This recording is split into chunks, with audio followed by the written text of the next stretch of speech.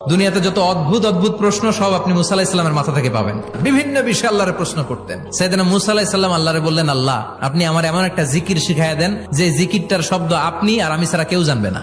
দিনে রাতে সব সময় এই জিকির আমি করব, আপনারে ডাকবো, কিন্তু শর্ত হলো এই জিকিরটা জানবে শুধু আপনি আর জানবো শুধু আমি। আল্লাহ বললেন, মুসা পড়ো লা ইলাহা ইল্লাল্লাহ।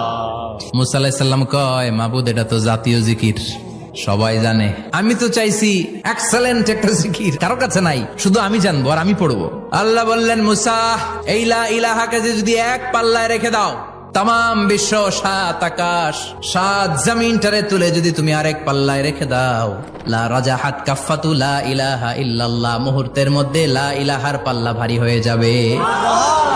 ও মুসা, তুমি যতই এক্সক্লুসিভ জিকির চাও, লা ইলাহার চেয়ে দামি জিকির আমার কাছে নাই।